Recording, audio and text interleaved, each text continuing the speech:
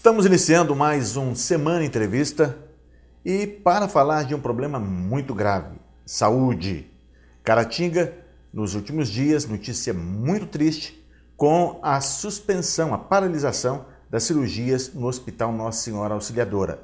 E no programa de hoje nós vamos falar de um programa que não se abate apenas a Caratinga e região, mas é um problema que tem afetado todo o Brasil. E para falar desse assunto, estamos recebendo o Dr. Eli Nogueira da Silva, nefrologista. Nós vamos falar exatamente do problema enfrentado por esse setor. É um prazer tê-lo aqui conosco no nosso programa. O prazer é meu, né? Obrigado pelo convite, né? Sim. Esse tema tão relevante, né, para a política nacional, né? Para a vida dos seres humanos, dos nossos brasileiros, que é a saúde.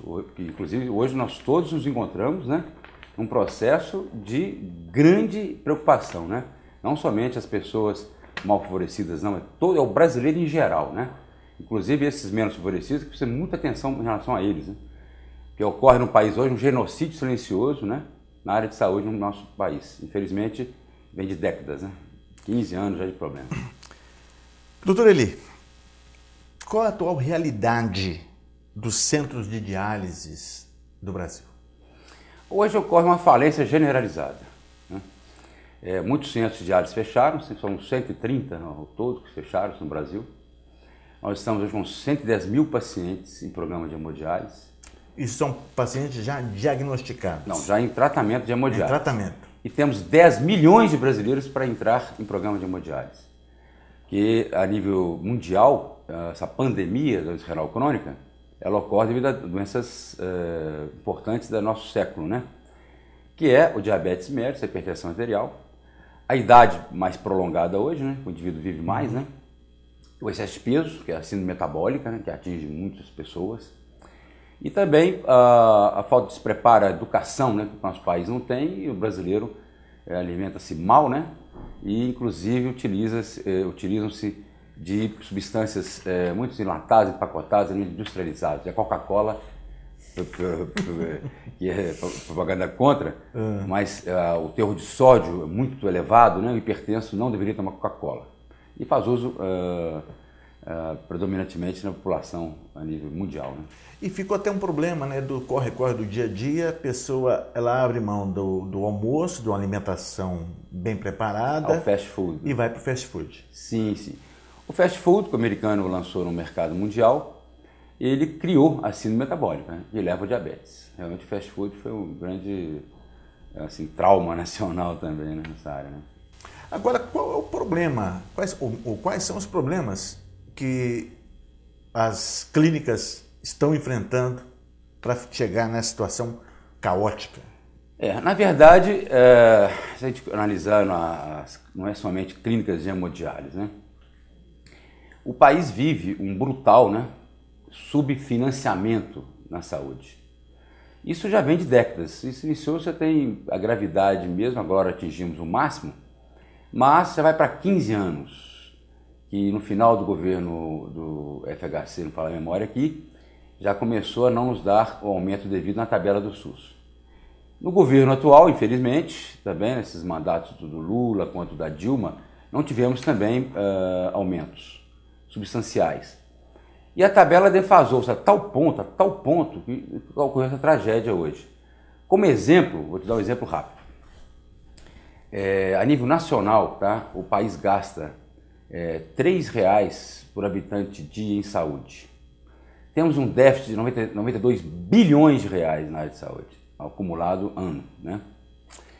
Para você comparar com países evoluídos, países que preocupam com a vida das pessoas, nós gastamos, em média, R$1.000, né, habitante per capita, né?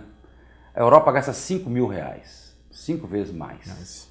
A Argentina gasta R$1.400. Olha, é um país complicado. O Chile gasta R$1.800. E nós gastamos per capita habitante dia R$1.000 em saúde. Doutor, então você vê o absurdo que foi desse financiamento na área de saúde. Só rapidinho para concluir, vou dar um exemplo. Uma consulta médica, R$2, né? Para visitar um paciente na enfermaria. Cirurgias, R$30, R$60. O que aconteceu com isso? o médico abandonou a assistência médica a nível dos hospitais ligados ao SUS. Outro fato importantíssimo que ocorreu também foi em relação à formação de médicos, né? Faculdades que abriram assim à vontade no nosso país e sem a qualificação ou a formação profissional adequada também faz parte desse contexto de tragédia na área de saúde. Agora, doutor, a tabela SUS, nós sabemos que a tabela SUS é uma brincadeira de mau gosto por parte do governo. Até poucos dias eu pegava uma tabela, uma pessoa do atual governo municipal me passou uma tabela e um comparativo do que eles conseguem comprar de serviço através do consórcio de saúde e mostrando a diferença que o município acaba sendo obrigado a arcar. Agora, qual é o valor pago pelo SUS pela TRS? Bom, a hemodiálise eles pagam hoje R$ 179 por sessão. Sessão. Por sessão. Esclarecendo bem, o TRS é terapia renal substitutiva, que é hemodiálise, né? Bom, eles nos pagam hoje R$ 179. R$ 179. Para você ter ideia, a defasagem é 70%. Ele está pagando R$ 300 por sessão. É o preço que... Para se manter uma clínica, né? O preço adequado deveria ser esse. Manutenção predial, compra de novas máquinas, manutenção, funcionários. Isso. Então, nós temos aumentos, né, anuais de funcionários. Nós temos aí o Matimed, eu vou dar um exemplo, o soro fisiológico aumentou 300% esse ano, durante um ano. A nova de pirona, essa aumentou 230%. Enfim, um antibiótico, 350%, assim vai. Né? E essa tabela está congelada há quantos anos? Nós estamos há 4 anos já, mas ao longo de 15 anos tivemos apenas 3 aumentos. 3 aumentos. A defasagem hoje, na verdade, ela atinge hoje em torno de 110% nas capitais, no interior 70%. Para você ter uma ideia, total em 20 anos, 450%.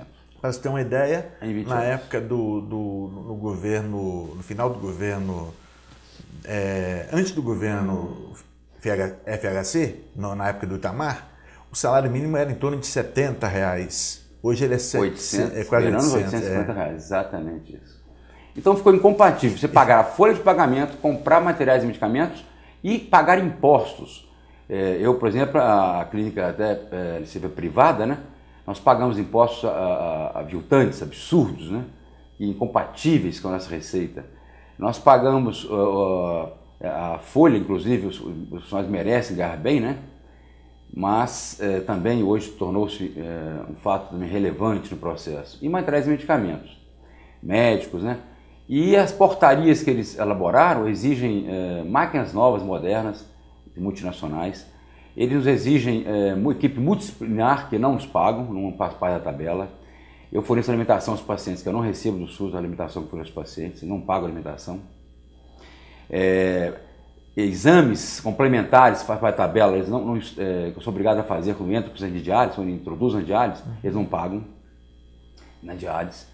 Exame de emergência durante o procedimento não pagam. Enfim, é um caos generalizado, é uma tragédia que a preocupação da Sociedade Brasileira de Nefrologia e a Associação Brasileira de Diálise e Transplante, né, é que esse fechamento que já houveram aí de 130 hemodiálises se aumente, né? Aumente, e o risco de morte dos pacientes já estão ocorrendo.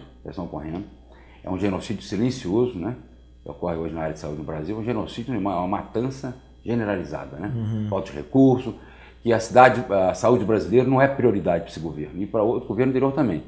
Nós ficamos no outro governo, no final do outro governo do PSDB, 4 anos sem recebimento. Depois, no governo Lula, ficamos 7 anos sem aumento, né? E agora, depois mais 4 anos, nesse governo já mais 4 anos, mais 3 anos. Então você faz essa conta aí, quantos anos ficamos sem aumento, está na tabela do SUS. E parece que não é só a questão do preço, também tem atraso no repasse. Isso é gravíssimo. Eles nos pagam hoje em torno de 50 dias em média. 50 dias? Em média, mas no final do ano ficamos 3 meses e meio sem receber. Novamente agora, recentemente, mais 3 meses em atraso. E quando pega o final do ano, vocês têm ainda mais uma folha de pagamento? Inclusive o final do ano com mais atraso, interessante. Além da defasagem da tabela, temos atrasos frequentes. Isso levou a falência generalizada dos hospitais, né? Filantrópicos, das entidades que trabalham com SUS. Eu sou entidade privada, mas atendo 99% SUS. Eu tenho 1% de convênio de 600 pacientes, ou seja, eu tenho 6 pacientes de Unimed apenas para CPD, aquela em casa, né? Uhum. Agora, você tem clínica aqui em Caratinga, Manhuaçu? Nós iniciamos o projeto aqui em Caratinga, né? Em 88, e na época até tive um apoio muito grande do deputado Léo Varela, que credenciou pelo SUS a diálise aqui em Caratinga, naquela ocasião. Posteriormente, nós estendemos para Manhuaçu, e agora, recentemente, há 3 anos, estamos em São Mateus, Espírito Santo, a pedido do governador lá. Eu tenho amizade com Casagrande, ele tinha me solicitado se podia criar esse projeto lá, com o prefeito de São Mateus, e eu criei esse projeto lá, onde tem hoje 200 pacientes em São Mateus, 220 pacientes em Manhuaçu e 180 pacientes aqui em Caratinga. Total de uma média de uns 600 pacientes, né? E em todos esses lugares você tem que arcar com todos esses problemas, as dores de cabeça, esses atrasos. E aí o proprietário da clínica, ele acaba tendo que enfiar a mão no bolso para arcar com essa defasagem. Exatamente hoje. Hoje, para ser sincero, assim, é minha opção de vida que eu quis ser médico por essência, por amor à profissão e paixão, né? E acabei hoje até tornando administrador porque não deu conta mais as pessoas envolvidas de dar seguimento ao projeto. Eu até ficando administrador hoje, infelizmente. Ao mesmo tempo, isso tudo me traz 1000 problemas porque o estresse é muito grande. E nosso tratamento é de alta complexidade, né, risco de vida para as pessoas. Então não pode faltar material, medicamento, que pode levar a óbito, né, 600 pacientes. Os colegas médicos têm que receber, os funcionários têm que receber. E esse caos que foi instalado no Brasil, nós somos da Brasília, só nesse governo Dilma, fomos lá 20 vezes, 4 anos, sem nenhum apoio. Nós vamos só um rápido intervalo, nós voltamos falando sobre isso, porque isso é importante. Nós estamos vivendo um período eleitoral e é importante a gente ver como os políticos estão tratando a questão de saúde. Sim, sim. É um momentinho só, intervalo rapidinho, e nós voltamos continuando essa entrevista.